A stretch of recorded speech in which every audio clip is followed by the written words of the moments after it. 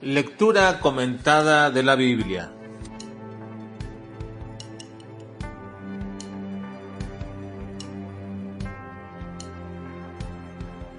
Primera a los Corintios, capítulo 1, capítulo 3. Correctivos necesarios. Niños espirituales. Cristo, la más gloriosa manifestación visible de Dios. El apóstol Pablo escribió esta carta a los Corintios más o menos durante el periodo de su tercer viaje misionero, aproximadamente en el año 55 después de Cristo. Esta carta es una carta enérgica y directa que reprende a una iglesia que tiene bastantes problemas al interior. Los cristianos en Corinto luchaban con el ambiente que los rodeaba, lleno de corrupción y de pecado. La carta a los Corintios tiene un énfasis muy práctico. Esto es debido a que trata asuntos de problemas morales.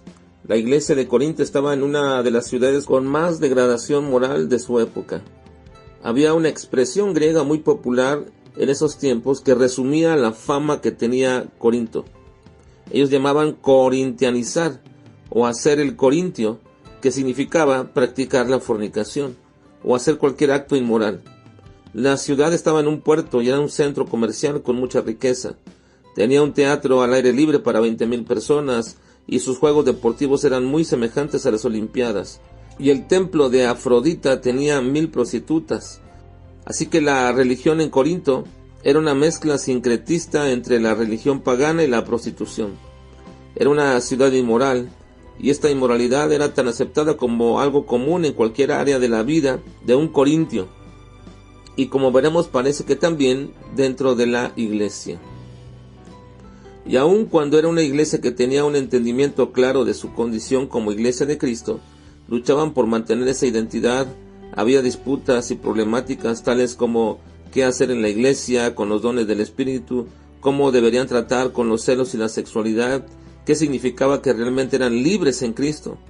Esta iglesia estaba siendo socavada en su fe y probada en su fidelidad a Dios ante actos de inmoralidad y divisiones. Así que Pablo escribe esta carta con el propósito de confrontarlos con su pecado y ser disciplinados bajo la vara de la corrección del Señor Jesucristo. Uno de los problemas de esta iglesia es que aunque estaba llena de gente con muchos dones espirituales, como el apóstol Pablo se los reconoce, en realidad la gran mayoría eran niños espirituales. Al menos así reconoce el apóstol Pablo cuando les dice de manera que no les puede hablar como a espirituales, sino como a niños en Cristo. Pablo no está diciendo que la iglesia estuviera llena de nuevos convertidos, a los cuales podríamos llamarles propiamente niños en Cristo, sino más bien está hablando de un grupo de creyentes con tiempo ya en la iglesia que deberían de ser creyentes maduros, pero aún tenían una fe infantil.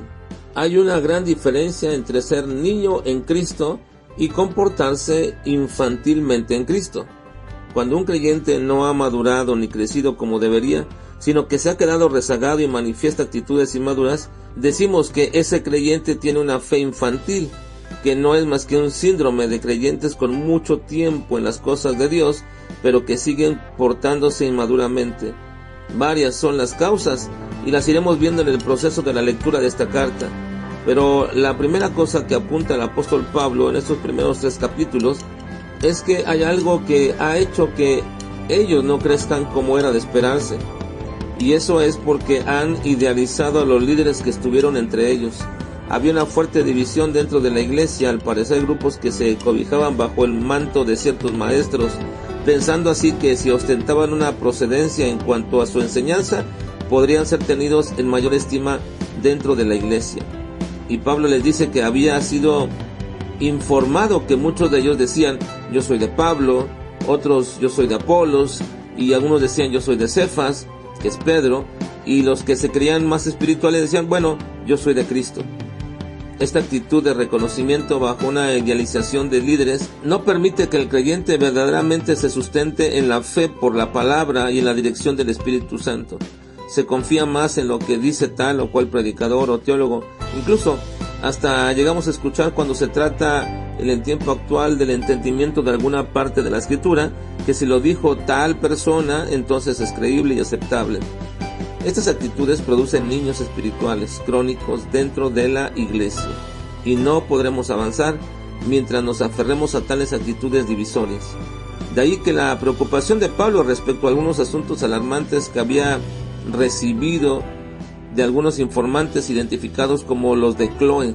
Quizás era una familia muy cercana a Pablo, así que la carta tiene el propósito de corregir cuestiones inmorales, tanto de creyentes en particular como de la iglesia, y algunos asuntos doctrinales que están desordenados.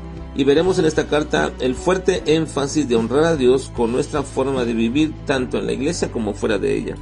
Y en medio de la exhortación y la evidencia en estos capítulos de la manera en que se conducían los corintios con actitudes de niños y con características de hombres no nacidos de nuevo, a los cuales Pablo les refiere como carnales, y no porque fueran una subcategoría de creyentes, sino porque se comportaban como unos carnales, es decir, alguien que no había sido transformada su naturaleza carnal.